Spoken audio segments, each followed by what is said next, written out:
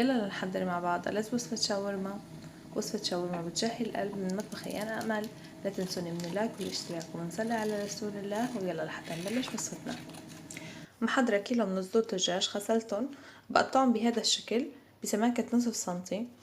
أهم شي لحتى يطلعوا شرائح تكون السكينة شاطرة، وإذا بتكونوا فرزين الفروج نص تفريزة كمان بيساعدكن كتير بالتقطيع. وهاي السماكة المطلوبة كأنكن عم تاكلوها من سيخ شاورما.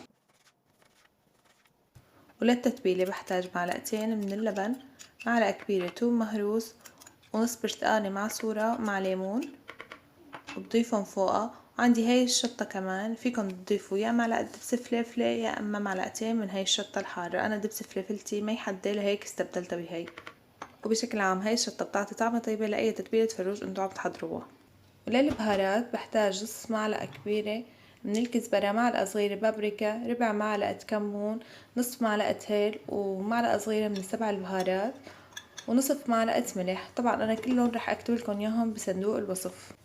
برش فوقهم مقدار معلقة صغيرة من برش الليمون، وضيف عليهم 4 معالق من الزيت. وهيك صارت تتبيلة الشاورما جاهزة.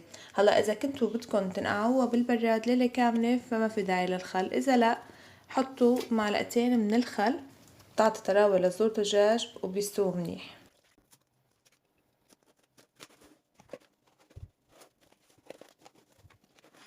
هلا تاني يوم اول شي حضرته هو كريمة الثوم. انا نزلت لكم اياه بوصفة بديل الشاورما، رح احط لكم اللينك بصندوق الوصف حتى تشوفوا الوصفة. وهلا رح اعمله كمان معكم مرة تانية على السريع. 3 بياض بيضات بخفقهم، وبس يعطوني الرغوة بضيف عليهم بالتدريج كاسة زيت مازولا، وبرجع بخفقهم بضيف عليهم 3 فصوص ثوم، معلقة صغيرة ملح، ورشة ملح الليمون.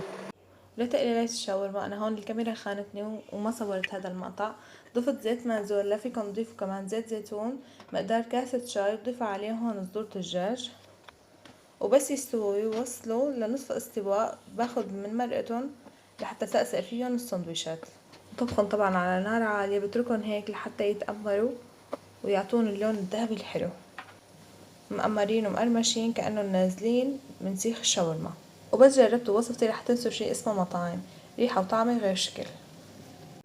للسندويشات جبتلكن هالخبز التورتيلا، ضفت عليها دبس فليفلة، ومن الصوص اللي اخدته من الشاورما كمان ضيفه فوقها مع هالمخللات والتومية، وصارت عندي اطيب لفة شاورما ممكن انه انتو تجربوها.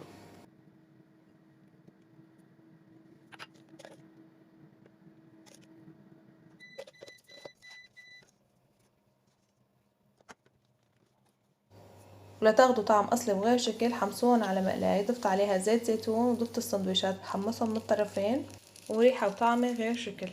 اسمعولي صوت القرمشة شي بيشهي القلب.